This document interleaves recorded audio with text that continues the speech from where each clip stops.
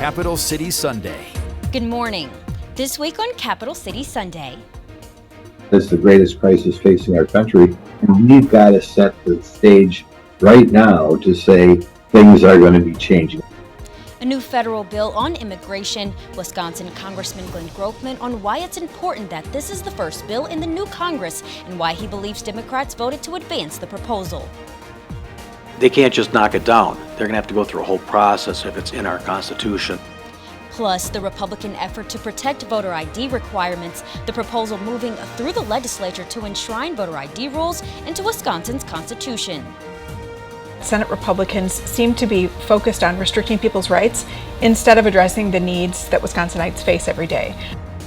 And now that legislative Republicans have outlined their priorities for the upcoming session, Democratic Senator Kelda Royce joins me on the show to discuss what issues will be the focus for Democrats this year.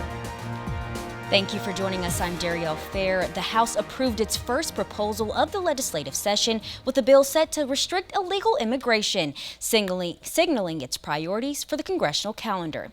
On Tuesday, 48 House Democrats, most representing swing districts, joined 216 Republicans to approve the bipartisan legislation. The Senate followed on Thursday in an 84-9 vote to advance the bill, with 31 Democrats joining all Republicans to clear the 60-vote threshold to begin debate. The bipartisan proposal is named after Laken Riley, a 22-year-old nursing student who was murdered by an undocumented Venezuelan immigrant last year. Jose Ibarra was later convicted in November. Under current law, the Department of Homeland Security has the authority to detain undocumented immigrants convicted of certain crimes. This act aims to expand mandatory detention to include non-citizens convicted or charged with burglary, larceny, theft, or shoplifting. All Republican members of Wisconsin's congressional delegation voted in favor of the legislation. Democratic Senator Tammy Baldwin also voted to pass it, while Democratic Representatives Mark Pocan and Gwen Moore voted to reject the proposal. I reached out to Congressman Pocan's office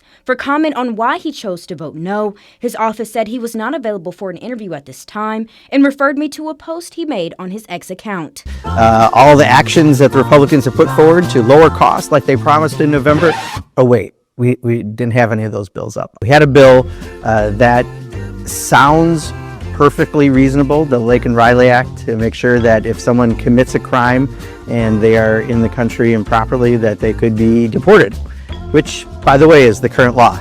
Just the accusation alone, if you are a DACA recipient, someone who came to this country when you're maybe 2 weeks old, a month old, and have lived here your entire life, you could be deported without any due process. Now, this nation's laws are built completely on due process. That's how we handle all cases through the court system, except this would decide that no longer is due process an American value. Well, I disagree, as do many other people, and if they really wanted to do something, they would have fixed the language that allowed for that much latitude in what they are asking for, but it wasn't about actually passing legislation. It was about scoring a political point.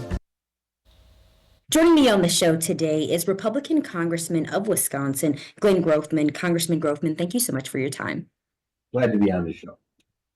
Congressman Grothman, I want to start by talking about the Laken Riley Act. This was the first piece of legislation passed through the House for the new congressional session with support from Democrats. And we are seeing a similar trend as it advances through the Senate. Republicans have been pushing this measure for some time. Would you consider this a win for your Republican colleagues? Well, I think it's a win. You've got to set the stage for a much more aggressive policy on the border. The idea in the past, people can come up here, commit robberies, and stay up here is just out of line. It should not have been a surprise that when Laken Riley was killed, she was killed by someone who committed crimes in the past and should have been deported a long time ago. So I think it's the first of what you'll see many bills involved regarding the illegal immigration coming across the southern border.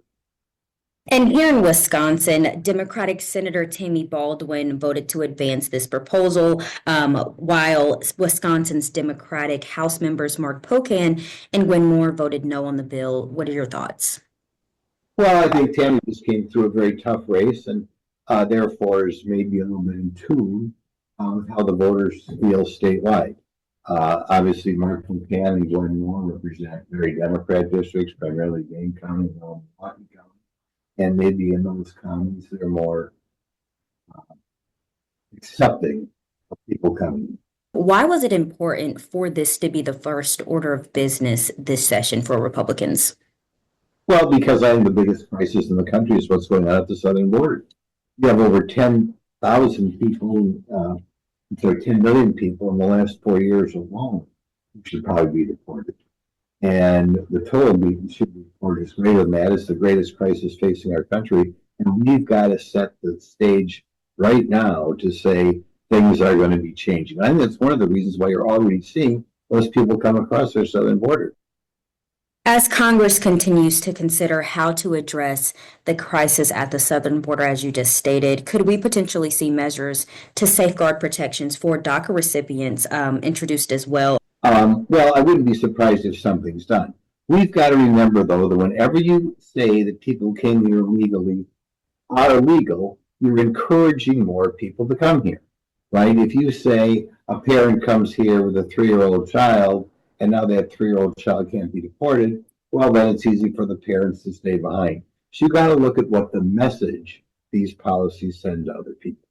And if parents are bringing children here illegally, really, those children shouldn't be here. Immigration and the border are obviously a priority for Republicans this year. What are some other issues your caucus plans to bring forward this session? Well, the overall budget and something called the reconciliation bill, which we get together with the Senate and reduce the overall level of spending. The reason we have the out of control inflation we have is we spent too much money and the Federal Reserve had to print money. So if we're going to stop that, we've got to spend less money. And I think that's the next priority. Another priority is energy. Joe Biden was not at all Mr. Energy, was kind of hostile to that industry.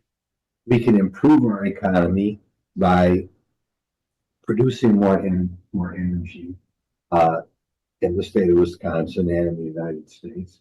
And not only that, we can lower inflation by producing more oil here. Congressman Grothman, there was some infighting between members of your caucus last session on various issues, one of those resulting in the ousting of former House Speaker Kevin McCarthy. President-elect Donald Trump is already working to ensure unity among congressional Republicans. Do you think this will be the case this session? You're right. In that last session, sometimes the Republicans couldn't stick together and therefore they couldn't get things done. I think right now, Donald Trump is going to be working hand in glove with Mike Johnson to make sure all the Republicans stick together. And Donald Trump has already threatened primary opponents or Republican congressmen who didn't stick with him. I think this will cause a lot of Republicans to try to stick with the team because who wants a primary opponent to Donald Trump? I do think there are people who are concerned and want to make sure that we have genuine reductions in spending. And we'll see whether President Trump feels that way as well. Wisconsin Congressman Glenn Grothman. Congressman Grothman, thank you again for your time. Thank you for having me on the show.